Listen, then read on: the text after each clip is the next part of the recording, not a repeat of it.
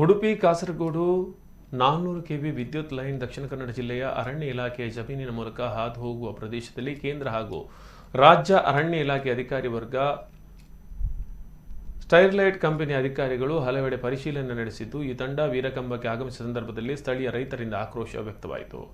ಗ್ರಾಮದ ರೈತರು, ವೀರಕಂಬ ಗ್ರಾಮ ಪಂಚಾಯತ್ ಜನಪ್ರತಿನಿಧಿಗಳು, ರಾಜ್ಯ ರೈತ ಸಂಘ, ಹಸಿರು ಸೇನೆಯ ಪ್ರಮುಖರು ಹಾಗೂ ವಿಟ್ಲ ರೈತ ಹೋರಾಟ ಸಮಿತಿಯವರು ವೀರಕಂಬದಲ್ಲಿರುವ ಬಂಟ್ವಾಳ ಸಾಮಾಜಿಕ ವಲಯ ಅರಣ್ಯಾಧಿಕಾರಿ ಕಚೇರಿಯಲ್ಲಿ ಅಧಿಕಾರಿಗಳೊಂದಿಗೆ ಮಾತುಕತೆ ನಡೆಸಿದರು. ರಾಜ್ಯ ರೈತ ಸಂಘ, ಹಸಿರು ಸೇನೆ ರಾಜ್ಯ ಕಾರ್ಯದರ್ಶಿ ಮನೋಹರ್ ಶೆಟ್ಟಿ ಅವರು ಮಾತನಾಡಿ, ಅಭಿವೃದ್ಧಿ ಹೆಸರಿನಲ್ಲಿ ಜಿಲ್ಲಾಧಿಕಾರಿಗಳು ದಕ್ಷಿಣ ಕನ್ನಡ ಜಿಲ್ಲೆಯ ಹಲವು ಗ್ರಾಮಗಳ ರೈತರ ಜಮೀನನ್ನು ಬಲಿಕೊಟ್ಟು 400 ಕೆವಿ ವಿದ್ಯುತ್ ಮಾರ್ಗ ಅನುಷ್ಠಾನಕ್ಕೆ ಅವಕಾಶ ನೀಡಿದ್ದು ಕಂಪನಿಯ ಬಾಲಂಗೋಚಿಯಂತೆ ವರ್ತಿಸುತ್ತಿದ್ದಾರೆ. ಈ ಕುರಿತು ಈಗಾಗಲೇ ನಾವು ನ್ಯಾಯಾಲಯದಲ್ಲಿ ದಾವೆಯನ್ನು ಹೂಡಿದ್ದೇವೆ. ಕೊಡಗಿನ ರೀತಿಯಲ್ಲಿ ಜಿಲ್ಲೆಯ ಎಲ್ಲ ಶಾಸಕರು, ಸಂಸದರಿಗೆ ಯೋಜನೆ ಅನುಷ್ಠಾನಕ್ಕೆ ಅವಕಾಶ ನೀಡಬಾರದು ಎಂದರು.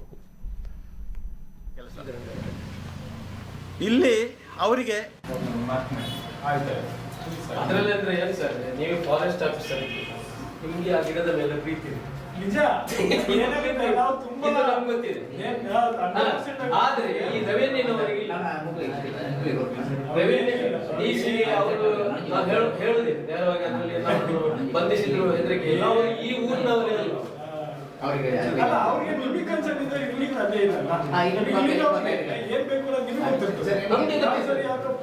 ಈಗ ನಾವು ಸುಮಾರು 15 ತಿಂಗಳಿಂದ ನಿರಂತರವಾಗಿ ಒಂದು ಹೋರಾಟ ಮಾಡ್ತಿದ್ದೇವೆ.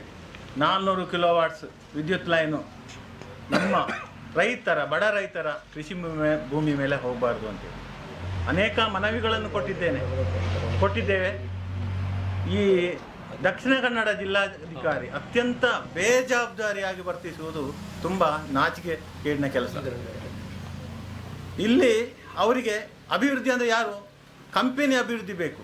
ಇದು ಇಲ್ಲಿ ವಿದ್ಯುತ್ ಮಾಡಿ ಆತ ಬೇರೆ ಕಡೆ ಮಾರ್ತಾ ಇದ್ದಾನೆ ಹೊರತು ಇದರಿಂದ ರೈತರಿಗೆ ಏನೂ ಇಲ್ಲ. ಆದರೆ ರೈತರ ಜಮೀನು ಬೇಕು.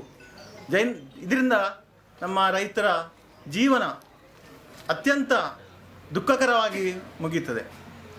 ಎಷ್ಟೇ ಹೇಳಿದರೂ ನಮ್ಮಲ್ಲಿ ಮತ್ತೊಂದು ಏನಂದರೆ ಅತ್ಯಂತ ಬೇಜವಾಬ್ದಾರಿ ಶಾಸಕರುಗಳು. ಯಾರು ಇಲ್ಲಿ ಇದನ್ನು ದೊಡ್ಡ ವಿಷಯ ಏನಿಲ್ಲ, ಇದು ರೈತರ ಇಷ್ಟೆಲ್ಲ ಹೇಳಿದಾಗ ಒಂದು ಪ್ರಸ್ತಾವನೆ ತಗೊಂಡು ವಿಧಾನಸಭೆಯಲ್ಲಿ ಮಾತಾಡಿದರೆ ಅದಾಗ್ತಿತ್ತು. ಯಾವನೂ ಒಬ್ಬ MLA ಇದರ ಬಗ್ಗೆ ಮಾತಾಡಲಿಲ್ಲ. ಆದರೆ